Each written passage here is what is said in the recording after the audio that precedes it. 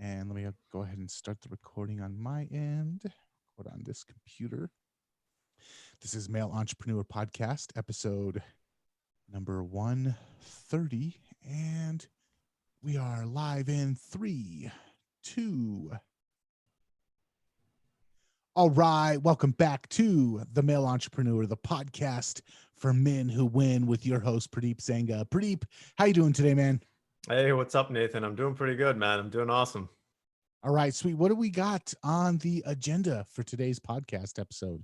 So we got a cool guest on today. His name is Jonathan Miller, and he's actually in South Africa right now, which is kind of neat because he's pretty much across the world in a totally different area. And I have an affinity towards South Africa, probably because of my dog's from South Africa, but I've always wanted to go. It's one of the places. But Jonathan is a leadership coach. He's a speaker. He's a facilitator, and he's an expert in an area which all of us guys like to talk about, right? Communications and conflict. So this one will be really interesting for you guys out there listening. I think I would, again, pay particular attention because communication is such a fundamental component to every aspect of business, relationships, family. And so Jonathan is going to share some awesome insight with us.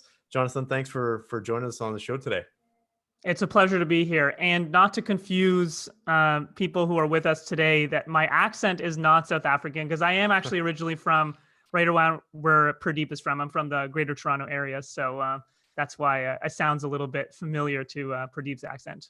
Yeah, which I kind of found when we first talked. I found that really interesting. I'm like, okay, you go from Canada to South Africa. So maybe you can tell us a little bit about yourself and what took you to South Africa. So I run my own private practice, like I said, a leadership coach, really focusing on that area of communication. And what actually brought me to South Africa was a few different things. When I asked myself, and my wife as well is with me here, she's also a professional coach. When we asked ourselves, what would our best life look like? And it was one full of growth. It was full of connection. It was full of adventure. And so one thing led to another. We decided that we were going to take a leap and leave Toronto and head overseas. And we landed on Cape Town just because of some connections here. And what those connections opened up for us was an opportunity to work with a nonprofit that actually has an office based here in Cape Town. And this nonprofit, they work with youth entrepreneurs all over Africa and the Middle East, supporting mostly female entrepreneurs in rural and peri-urban areas. And they were looking to bring in more coaching into their network. And so we were acting as consultants on this project that was supposed to launch April 1st, right after the country went on lockdown. So that project got delayed. Now it's back on. My wife's leading it. I'm still coaching. So that's what we're doing here in Cape Town, South Africa. Awesome. So why don't we just jump right into it? So when it comes to communication and conflict resolution, what took you down that path? It actually all started in a 1984 GMC camper van. I don't know if you've seen one of these things before, but it's got this pop top. It's got a little kitchenette inside. It's got this table that turns into a bed. In my late 20s, I was working a corporate job, and I was kind of getting tired of doing that. And my partner and I at the time, we really wanted to go on this big road trip all around North America, check out the national parks, go all these cool cities.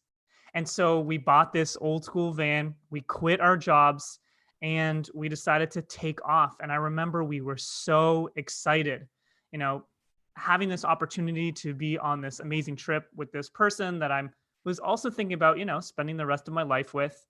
And we had a pretty solid relationship. The occasional argument, bickering here or there, nothing foreign to any couple that, might be living together or whatnot.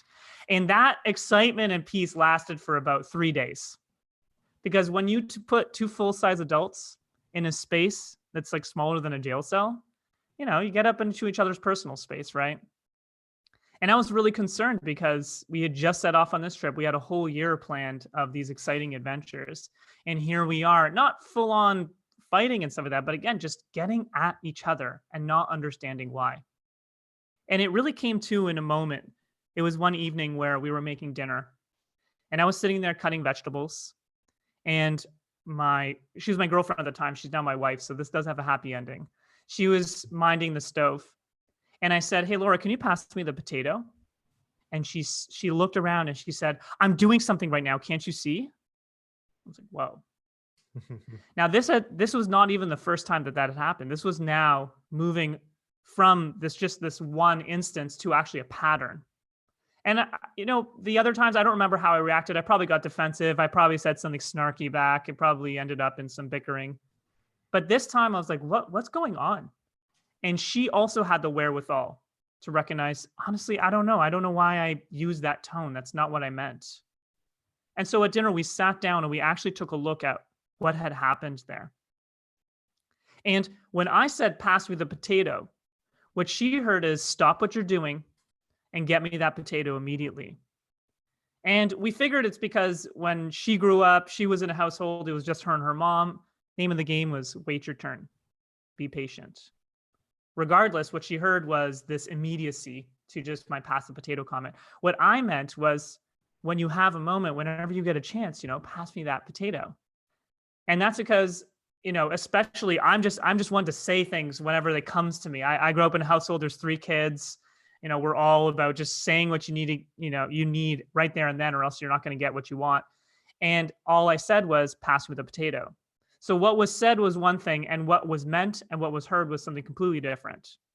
So we came up with this plan. We said, okay, well, what I'm going to do is I'm going to say, "When you have a moment," moving forward. And she was going to partner with me, and she was actually going to, she's going to cut me some slack. She was going to ask for clarification, and we were both going to tackle this problem together.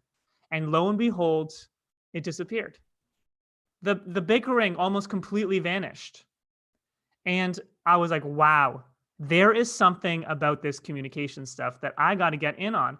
And I was unemployed, and I had this awesome library card to the Toronto Public Library, amazing library, kudos to them, and started reading all these books around communication, practicing them with my partner. I was this weirdo at the campsites, talking to people, practicing these communication techniques.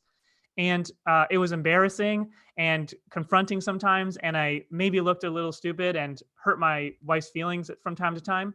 But what came at the end of this was a deep understanding of how it is that we interact with one another. And I had this amazing, exceptional relationship that whole year went so well in terms of our ability to communicate with one another. And then when we got home, I saw that ripple effect. I love, Purdeep, that you talked about how communication is not just in business, but it affects our relationships, our families. It's everything. And so I saw that ripple effect as well with my friendships, with my relationships, with my family, and so on. And so I knew that that's kind of how communication was going to be a thing that I moved into. And that's what I wanted to share with people. That's pretty awesome. And I think it's so impactful. And especially, I don't want to use the stereotype for guys. We like to say that guys can't communicate or they don't want to communicate. That is a total stereotype. It's just a different form of communication. So what can you share with the audience then when it comes to, okay, how might guys need to shift their communication a little bit, or just be more conscious or aware of the different styles of communication? Because I don't think that's really widely known as well, that people have different styles. There's different techniques, right? So any thoughts there? Lots of thoughts. So let's start with a couple, okay? And then we can go back and forth and see where we end up here. I love that you said that you use this word conscious, being more conscious of our communication. Purdeep, let me ask you actually a question. Where did you learn? English is your first language, I'm assuming. Actually, it was technically my second. The first language that I grew up in was Punjabi, an Indian language. Okay, Punjabi. Okay. Yeah. But you're speaking English pretty fluently Yes. right now. Yep. And where did you learn how to speak English? School. Teachers, yes.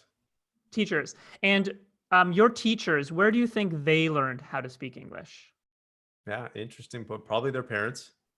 Yeah. And you're already starting to see the pattern that I'm pointing out, right? It's this hereditary thing. And often when it comes to these hereditary phenomenons, it's kind of like, you've heard of this analogy, like a fish in water. The fish doesn't notice the water. It's just around it all the time. The birds in the air. And our language is like that as well. It's just around us, and we're not really aware of how we're using it. It's actually quite unconscious and unintentional.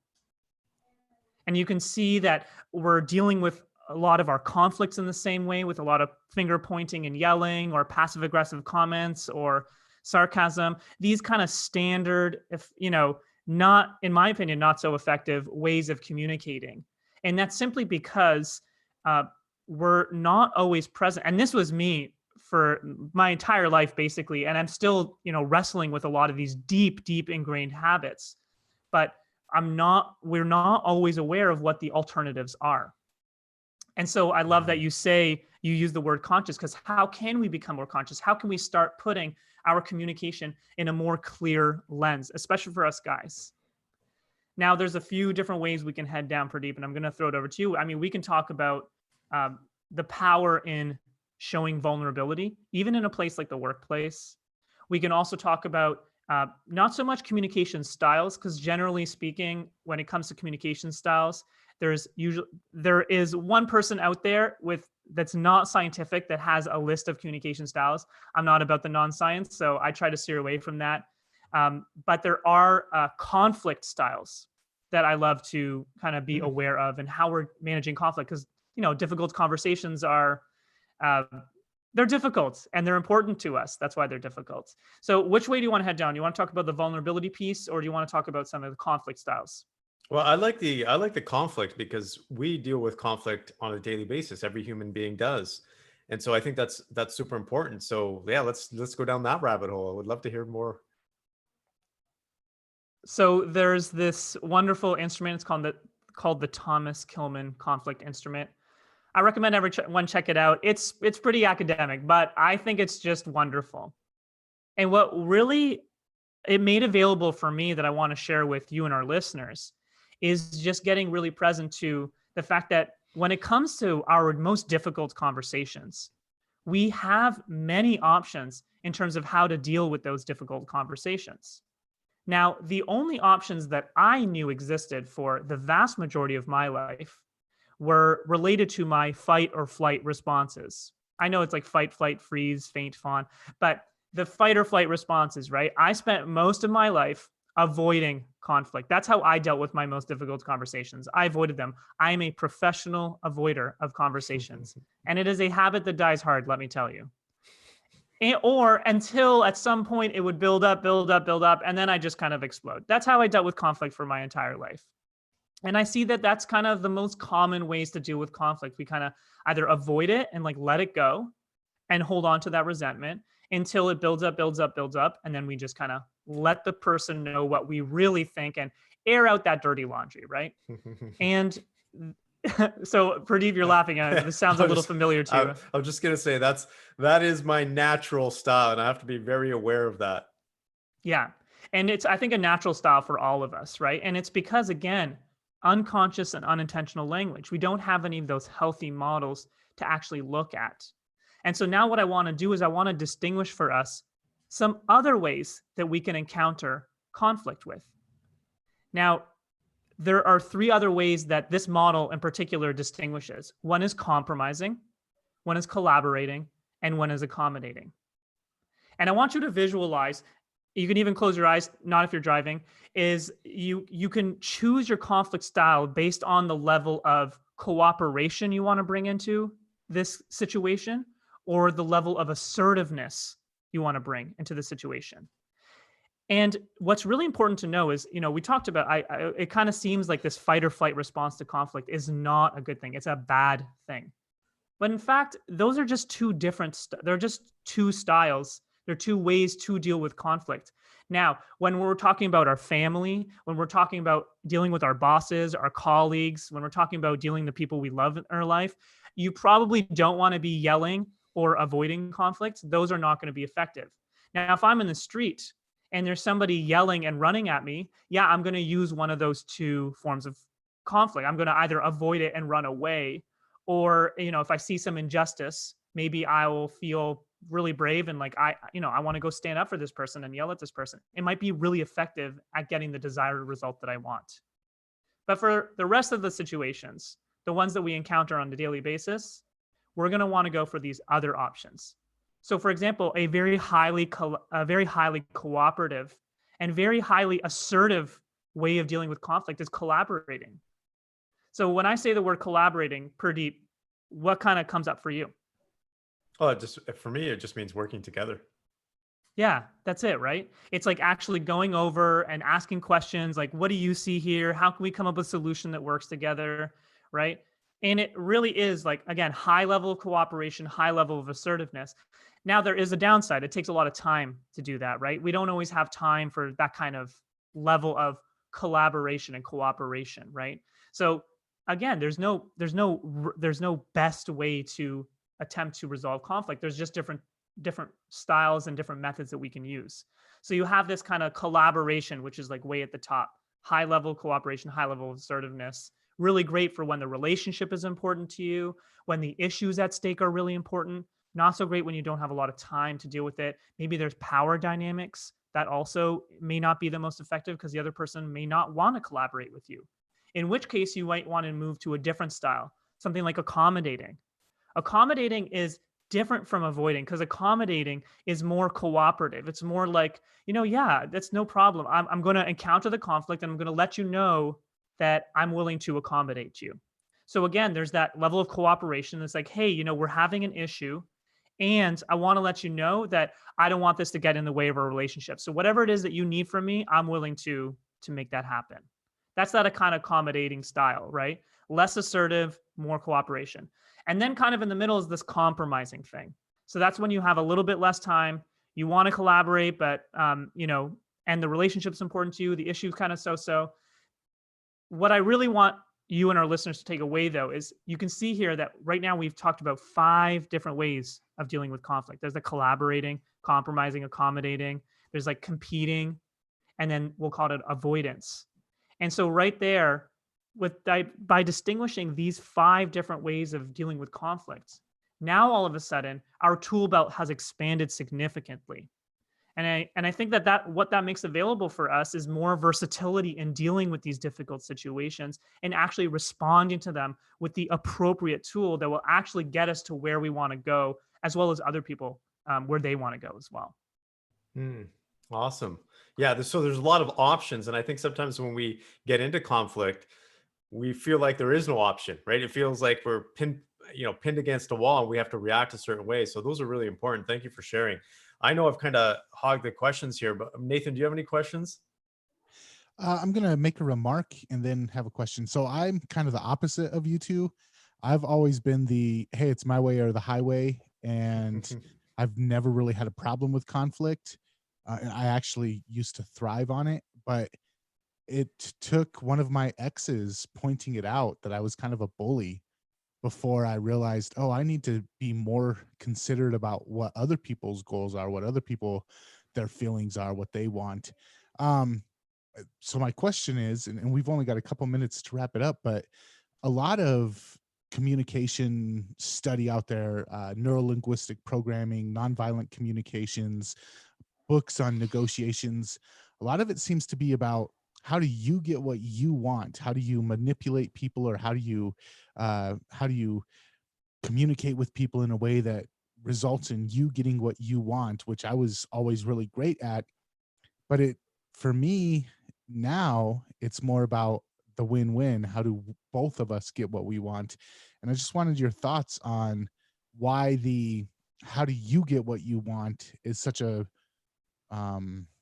popular message in communications. It doesn't seem like that's your main goal, but it seems like for a lot of people out there, that's what sells when it comes to communications.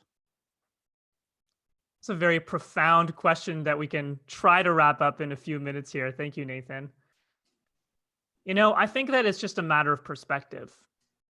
I see the I get what I want as a little bit more egotistical, and it is concerned with like a I win or we both lose kind of thing.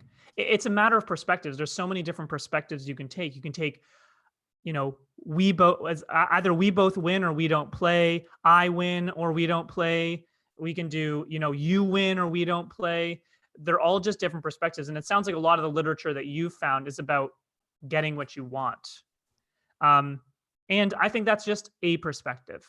I love that you brought up nonviolent communication. For those listening here, it's a phenomenal language system.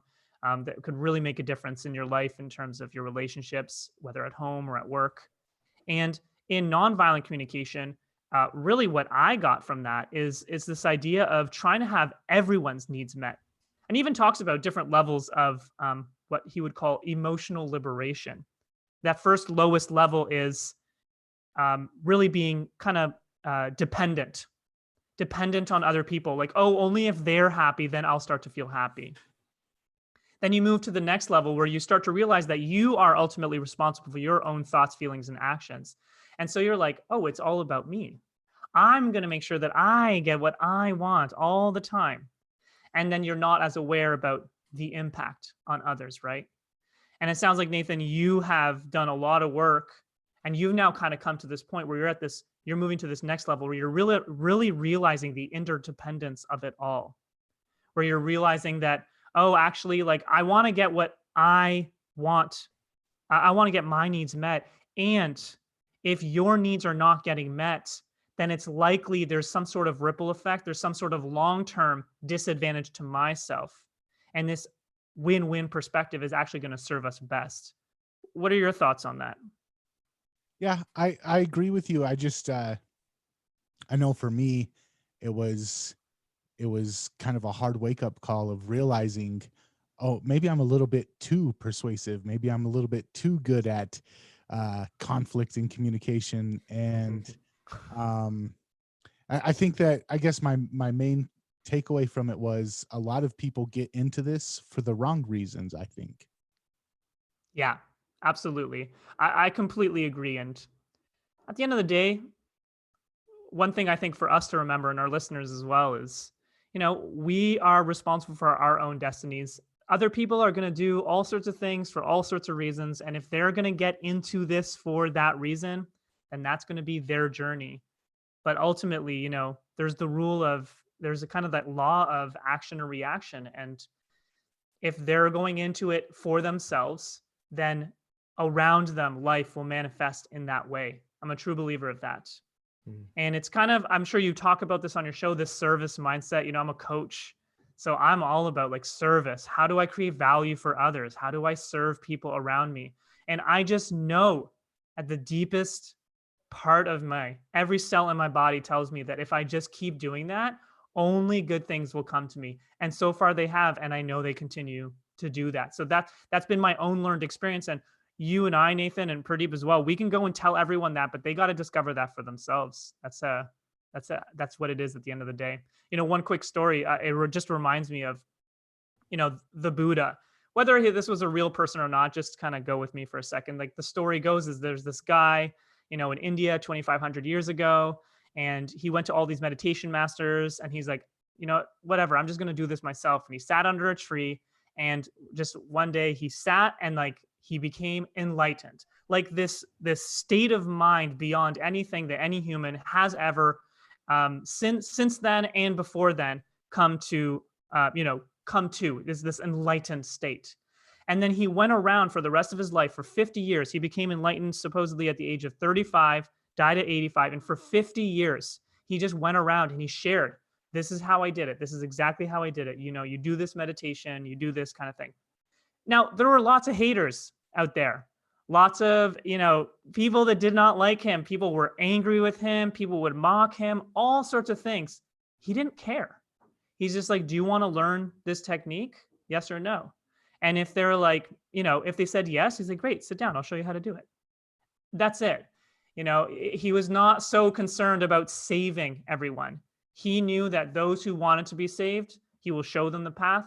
And for everyone else, they can live their life just the way they want. And I think that that's just a really powerful lesson for us to remember, that, we are ultimately responsible for ourselves, and we're going to use the perspective that's going to best serve us. And it sounds like, Nathan, you've evolved quite a bit, and you found a really beautiful perspective that's serving you very well today. Well, thank you. Also, thank you for coming on. You being into communication, also have a podcast. Can you let the listeners know where they can find out more about that? Yeah, absolutely. It's the Mindful Communication Podcast. So after you've listened to every episode of the Male Entrepreneur Podcast, go back, rewind, listen to all those previous ones, because they're really good. You can check out mine. I interview thinkers, experts, influencers all around the world of connection and how we communicate with one another. And you can also check out my website, mindfulcommunication.me. I got a great free resource. It's a free 4-part video training series on transforming any and all conflict. So make sure to check that out as well. Nice. Purdeep, a fantastic guest. Any thoughts before we're out of here today? Yeah, absolutely. I think my last little bit of tidbit for the audience is the power of communication is profound. I can say one of the best mentors that I had, most influential mentors that I had, was extremely powerful. He was in the corporate world. He wasn't even the CEO, but he ran the corporation. He used to be able to get people to do exactly what he wanted them to do in a positive way, not manipulation. But I learned so many skills from this gentleman that I utilize today. I can tell you that if you want to become a better husband, a better father, a better CEO, a better entrepreneur, learn the skills and basically the science and the art of communication, and you will be that much further ahead. I highly recommend that you check out Jonathan's stuff, because just learning that in itself can have a profound impact on your life. Awesome. One more time, Jonathan, what's the website where people can check out your podcast? You can check out my website, mindfulcommunication.me, and it's the Mindful Communication Podcast, wherever you get your podcasts. Awesome. All right. Thanks again for coming on. Thank you, Purdeep, for putting this together. And until next time, y'all have a good one. Take care.